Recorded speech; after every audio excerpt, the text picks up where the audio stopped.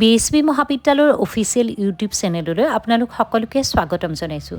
2025 বৰ্ষৰ বিভিন্ন প্ৰতিযোগিতামূলক পৰীক্ষাত সফল হৈ চাকৰিত নিযুক্তি লাভ কৰা কৃতিমান ছাত্ৰ-ছাত্ৰীসকলক আজি BHB মহাবিদ্যালয়ৰ পৰিয়ালৰ তৰফৰ পৰা বিশেষভাৱে সম্বৰ্ধনাৰ ব্যৱস্থা কৰা হয় আৰু তাৰে কিছু মুহূৰ্ত আমি এইদৰে সংৰক্ষণ কৰিছোঁ। চাওঁ আহক। আমাৰ ভাল লাগিছে আজি যথেষ্ট মহাবিদ্যালয়খনৰ কাৰণে ভাল খবৰ, আমাৰ কাৰণে গৌৰৱৰ খবৰ যে আমাৰ মহাবিদ্যালয়ত যোৱা বছৰ আমি যিটো প্ৰচেষ্টা হাতত লৈছিলোঁ ADRE 2.0ৰ বাবে আমি ফ্ৰী কোচিং আমাৰ কেৱল মাত্ৰ মহাবিদ্যালয়ৰ ছাত্ৰ ছাত্ৰীসকলৰ বাবেই নহয়, এই অঞ্চলৰ বিভিন্ন ছাত্ৰ ছাত্ৰীসকলৰ কাৰণে বা বিভিন্ন অনুষ্ঠান প্ৰতিষ্ঠানত চাকৰি কৰি থকা ল'ৰা ছোৱালীসকলৰ কাৰণে ফ্ৰী কোচিং আমি আৰম্ভ কৰিছিলোঁ আৰু তাৰে ফলশ্ৰুতিত এইবুলি আমাৰ 30গৰাকীতকৈও অধিক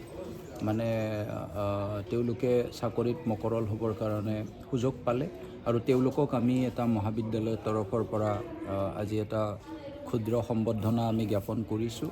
আমাৰ উদ্দেশ্য এইটোৱে, তেওঁলোকৰ জৰিয়তে অনুপ্ৰাণিত হৈ ভৱিষ্যতেও ছাত্ৰ ছাত্ৰীসকলে এনেদৰে আগবাঢ়ি যাওক আৰু এইবেলিও আমি ADRE 3.0 কেৱল মাত্ৰ নহয়, বিভিন্ন প্ৰতিযোগিতামূলক পৰীক্ষাৰ কাৰণে ফ্ৰী কোচিং অহা 2 তাৰিখৰ পৰা আমাৰ অনুষ্ঠিত হ'ব।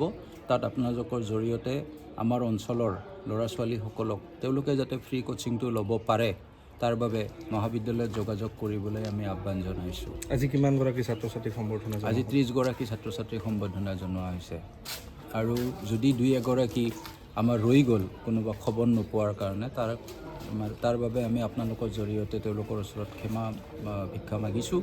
ভৱিষ্যতত পৰৱৰ্তী সময়ত তেওঁলোকৰ খবৰ পালে তেওঁলোককো আমি আৰু পুনৰ সম্বৰ্ধনা জনাম।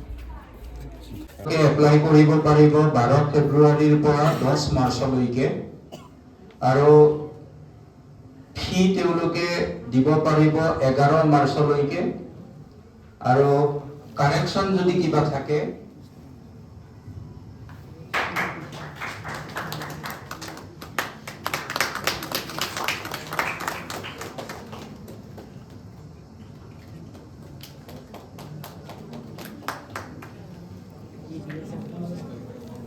তেখেতক সম্বৰ্ধনা জনোৱা হৈছে এখন ফুলাম গামোচাৰ সৈতে এটা মেলাপত্ৰ।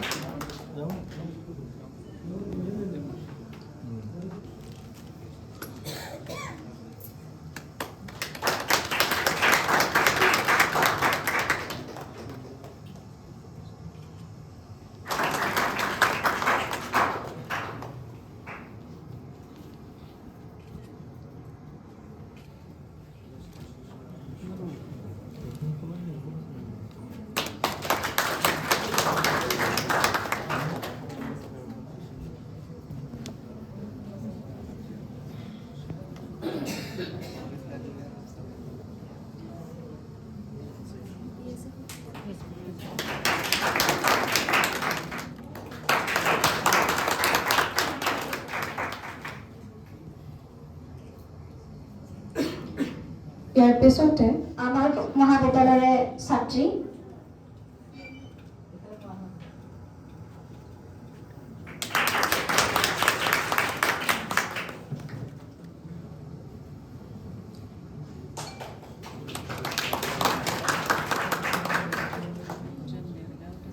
উপস্থিত আছে BHB মহাবিদ্যালয়ৰ আভ্যন্তৰীণ মান নিশ্চিতকৰণ কোষৰ সমন্বয়ক ডক্টৰ ডিপুল তালুকদাৰ ছাৰ। আপুনি কি ক'ব যে মহাবিদ্যালয়ৰ ইমানখিনি ছাত্ৰ ছাত্ৰীয়ে বিভিন্ন ধৰণৰ পদত চাকৰিত মকৰল লাভ কৰিছে, এই ক্ষেত্ৰত BHB মহাবিদ্যালয়ত তেনেকুৱা ধৰণৰ পৰিৱেশ পাইছিল নে বা তেনেকুৱা ধৰণৰ কিবা কোচিঙৰ ব্যৱস্থা কৰা হৈছিল নেকি? নিশ্চয়, আমি বহুবাৰ আগতেও প্ৰথম টেট আৰম্ভ হওঁতেও কৰিছিলোঁ। এইবাৰো আমাৰ টেটৰ সময়ত বা ADRE যেতিয়া হৈছিল তেতিয়া আমি ফ্ৰী কোচিং আমি আমাৰ অনুষ্ঠানত চলাইছিলোঁ 21 দিনা কাৰ্যসূচী এটা, আৰু তাৰ পৰা আমি নিশ্চয় উপকৃত হৈছিল আৰু আমাৰ ল'ৰা ছোৱালীখিনিও তাৰ পৰা উপকৃত হৈছে। তাৰ মাজৰে বহুকেইজনে আমাৰ মকৰল পাবলৈ সক্ষম হৈছে বিভিন্ন বিভাগত। গতিকে আমি আজি যিখিনি অনুষ্ঠান কৰিলোঁ বা এই অনুষ্ঠানত যিখিনি আমাৰ ছাত্ৰ ছাত্ৰী প্ৰায় 35জনমান ছাত্ৰ ছাত্ৰী বিভিন্ন বিভাগত মকৰল হৈছে। গতিকে আমি মহাবিদ্যালয়ৰ পৰিয়াল নিশ্চয় উপকৃত হৈছোঁ আৰু আমি কিবা নিশ্চয় চেষ্টা ৰাখিছিলোঁ তেওঁলোকৰ চাকৰি বিভিন্ন বিভাগত পোৱাৰ ক্ষেত্ৰত গতিকে এইটো নিশ্চয় আমি সফলতো হৈছোঁ। গতিকে আমি নিশ্চয় গৌৰৱান্বিত হৈছোঁ।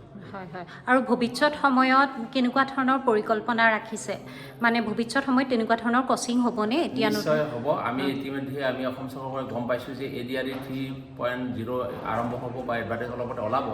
সেই উদ্দেশ্য আগত ৰাখি আমি 2 মাৰ্চৰ পৰা পুনৰ ADRE 3.0ৰ কাৰণে আমি বিনামূলীয়া কোচিং ৰাখিছোঁ।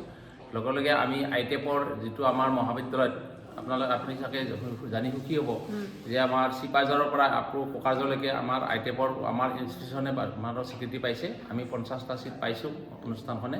গতিকে তাৰ পৰা আমি তেওঁলোকক ITEPৰ যাতে ছাত্ৰ ছাত্ৰীসকলে উপকৃত হ'ব পাৰে তাৰো এটা আমি ফ্ৰী কোচিঙৰ ব্যৱস্থা ইতিমধ্যে কৰিছোঁ আৰু এই কোচিঙৰ 2 মাৰ্চৰ পৰা আৰম্ভ হ'ব।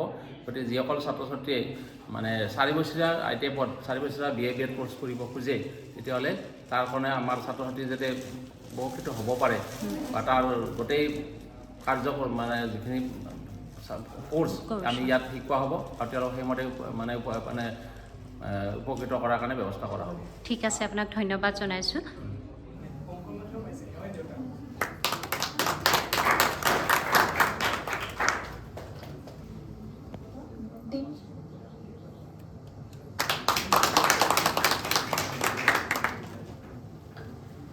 সম্বৰ্ধনা জনাবলৈ প্ৰবত কলিতা ছাৰক আগুৱাই আহিবলৈ আহ্বান জনাইছোঁ।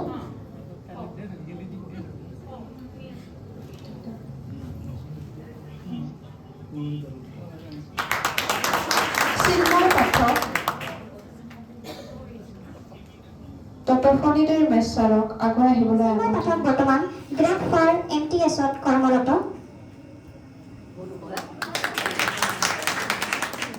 বলৰাম গয়াৰী গ্ৰুপ ডি কৰ্মৰত।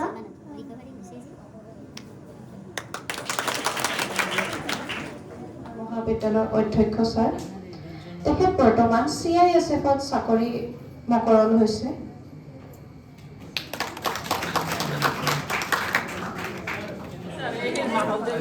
আজি যে তোমালোকক এইদৰে BHB মহাবিদ্যালয়ৰ তৰফৰ পৰা সম্বৰ্ধনা দিয়া হৈছে তোমালোকৰ সকলোৰে অনুভৱ কেনেকুৱা? তুমি কিহত চাকৰি পাইছা আৰু তোমাৰ অনুভৱ কেনেকুৱা? নমস্কাৰ, মোৰ নাম চিন্ময় পাঠক। মই SSC GD মাধ্যমেৰে CRPFত মোৰ চিলেকশ্যন হৈছে।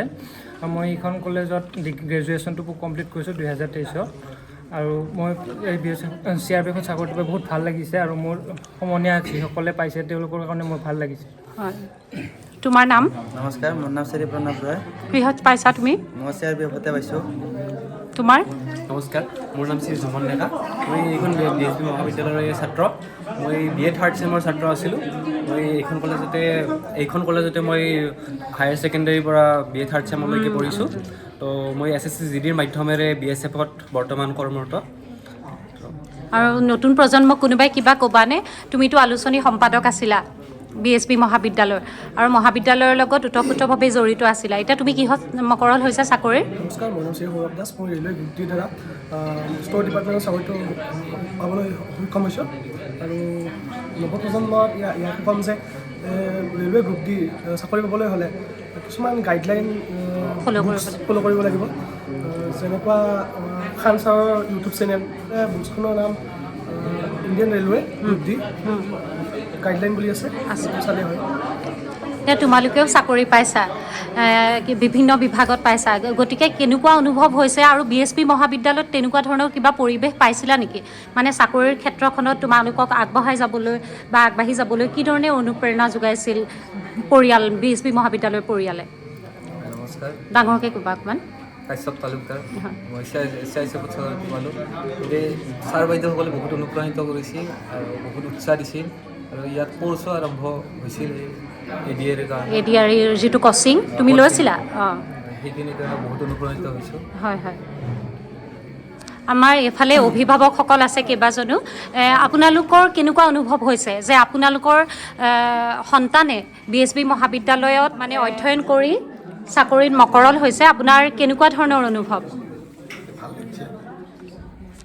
ভাল লাগিছে। এতিয়া আপোনাৰ ল'ৰাই পাইছে? অঁ, দুয়োটাই পাইছে। কিহত চাকৰি পাইছে? আছাম পুলিচত আৰু কনকনাত CSFত পাইছে। হয় হয়, পিতৃ হিচাপে আপোনালৈ অভিনন্দন জনাইছোঁ। আৰু তুমি কিহত পাইছা? নমস্কাৰ, মোৰ নাম বিজয় কলিতা। মই ইয়াত 2024 বৰ্ষত মই গ্ৰেজুৱেট কৰিছোঁ। মোৰ স্কেডিউল মেজৰ আছিল হয় আৰু মই IQAC এজ এ জিডি কনষ্টেবলত মই চাকৰি পাবলৈ সক্ষম হৈছোঁ। অনাগত যিখিনি সময়ত মই পঢ়িছোঁ আগতে বাইদেউসকলে ছাৰসকলে বহুত পৰামৰ্শ দিছে, আশীৰ্বাদ দিছে। তাৰ ফলত মই আজি এইটো চাকৰি সৰুকৈ হ'লেও এটা চাকৰি পাবলৈ সক্ষম হৈছোঁ। আন্তৰিক অভিনন্দন জনাইছোঁ। মাক উপস্থিত আছে। কোনে পাইছে আপোনালোকৰ? সংগীত তালুকদাৰ। সংগীত তালুকদাৰ কিহত পাইছে? CRPF পাইছে। হয় হয়। আৰু কেনেকুৱা অনুভৱ হৈছে? কোন ঠাইত তেওঁৰ মকৰল হৈছে? এতিয়া বৰ্তমান পোষ্টিং হৈছে তেলেংগানা হৈ গ'ল। হয় হয়। গতিকে মহাবিদ্যালয়খনৰ পৰাও যথেষ্ট ধৰণৰ তেনেকুৱা পৰিৱেশ পাইছে। ভাল লাগিছে আৰু এখনি হেৰি দিয়াৰ বাবে ভাল লাগিছে। হয় হয় হয়। ঠিক আছে হ'ল বাৰু। সকলোকে আন্তৰিক অভিনন্দন জনাইছোঁ। কি ক'ব ছাৰ, আপোনাৰ মহাবিদ্যালয়ৰ কেইবাগৰাকীও ছাত্ৰ ছাত্ৰীয়ে এইবাৰ চাকৰিত মকৰল হৈছে। হয়, নমস্কাৰ। পোনতে মই আপোনালোকক ধন্যবাদ জ্ঞাপন কৰিব খুজিছোঁ।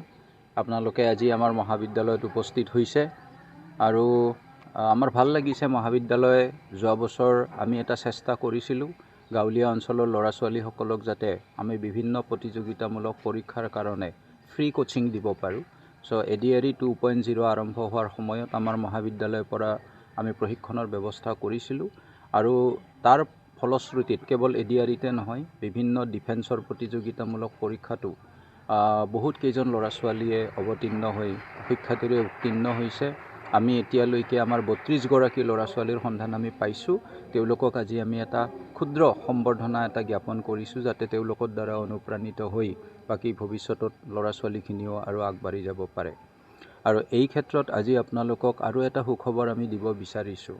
সেইফালে আমাৰ মঙলদৈৰ পৰা এইফালে কোকৰাঝাৰৰ ভিতৰত আমিয়ে একমাত্ৰ মহাবিদ্যালয় য'ত NCTৰ দ্বাৰা স্বীকৃত যি ITEP course, integrated BA BEd course, সেইটো চলাই যোৱাৰ কাৰণে এই বছৰৰ পৰা আমি চেণ্টাৰটো NCTৰ দ্বাৰা স্বীকৃতপ্ৰাপ্ত হৈ আমি লাভ কৰিছোঁ আৰু আমাক 50টা ছিটৰ এটা ইউনিট দিয়া হৈছে।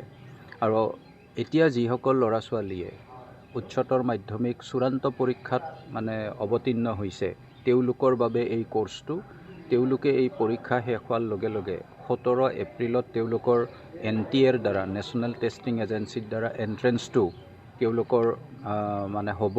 আৰু এই এণ্ট্ৰেঞ্চত যিসকল ল'ৰা ছোৱালীয়ে পাছ কৰিব, তেওঁলোকে 4 বছৰীয়া এই BA BEd কোৰ্ছত তেওঁলোকে নামভৰ্তি কৰাৰ সুযোগটো পাব। আৰু এই 4 বছৰীয়া নামভৰ্তিৰ মানে যিটো ব্যৱস্থা, এইটো কিন্তু ফ্ৰী নহয়।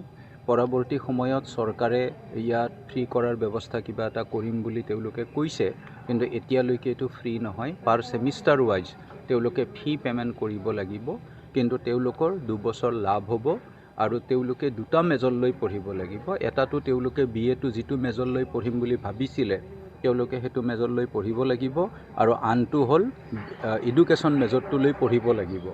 এডুকেশ্যন মেজৰটোলৈ তেওঁলোকে BEdটো পাব আৰু যিটো BA মেজৰলৈ পঢ়িব তাত তেওঁলোকে ভৱিষ্যতে MAও কৰিব পাৰে বা বিভিন্ন ধৰণৰ প্ৰতিযোগিতামূলক তেওঁলোকে যদি পৰীক্ষা APSC UPSC আদিত অৱতীৰ্ণ হ'ব খোজে, তেওঁলোকে হ'বও পাৰিব, তাত কোনো বাধা নাই। কিন্তু BEdটো এক্সট্ৰাকৈ তেওঁলোকে সেই 4 বছৰতেই লাভ কৰিব। এইখিনিতে আমি আপোনালোকক জনাবলৈ পাই সুখ অনুভৱ কৰিছোঁ যে BHB মহাবিদ্যালয়ৰ প্ৰাক্তন ছাত্ৰ শ্ৰী মিণ্টু নাথে সদ্যঘোষিত APSC পৰীক্ষাত সফলতাৰে উত্তীৰ্ণ হৈ সমবায় সমিতিৰ সহকাৰী পঞ্জীয়ক পদৰ বাবে নিৰ্বাচিত হৈছে। এয়া সমগ্ৰ BHB মহাবিদ্যালয়ৰ পৰিয়াল তথা বৃহত্তৰ সৰুপেটা অঞ্চলৰ বাবে এক গৌৰৱৰ কথা। সেয়েহে মহাবিদ্যালয়ৰ পৰিয়ালৰ তৰফৰ পৰা মহাবিদ্যালয়ৰ অধ্যক্ষ ডক্টৰ নয়ন জ্যোতি দাসদেৱে তেখেতক সম্বৰ্ধনা জ্ঞাপন কৰিছে আৰু তাৰ লগতে মহাবিদ্যালয়ৰ ছাত্ৰ একতা সভাৰ তৰফৰ পৰাও তেখেতক বিশেষভাৱে সম্বৰ্ধনা জ্ঞাপন কৰা হৈছে। তেওঁৰ অনাগত কৰ্মজীৱনৰ বাবে মহাবিদ্যালয়ৰ পৰিয়ালৰ তৰফৰ পৰা আমি শুভেচ্ছা শুভকামনা জনাইছোঁ আৰু প্ৰতিগৰাকী সফলতাৰে চাকৰিত মকৰল হোৱা ছাত্ৰ ছাত্ৰীক মহাবিদ্যালয়ৰ পৰিয়ালৰ তৰফৰ পৰা শুভেচ্ছা শুভকামনাৰে উপচাই পেলাইছোঁ। তেওঁলোকৰ কৰ্মজীৱন সফল হওক, মধুৰ হওক, সেয়ে কামনা কৰিছোঁ। যিসকল আগ্ৰহী ছাত্ৰ ছাত্ৰীয়ে BEd বা BAৰ নামভৰ্তিৰ বাবে BHB মহাবিদ্যালয়লৈ আহিবলৈ আগ্ৰহ প্ৰকাশ কৰিছে, তেওঁলোকে অতি শীঘ্ৰে আহক, আমাৰ মহাবিদ্যালয়ত নামভৰ্তি কৰক আৰু উন্নত শিক্ষাৰে তেওঁলোকৰ জীৱনটোক সুন্দৰকৈ গঢ়ি তোলক। BHB মহাবিদ্যালয়ৰ প্ৰতিজন অধ্যাপক তথা BHB মহাবিদ্যালয়ৰ পৰিয়াল আপোনাৰ জীৱনটো গঢ়াৰ বাবে প্ৰতিশ্ৰুতিবদ্ধ আৰু দায়বদ্ধ।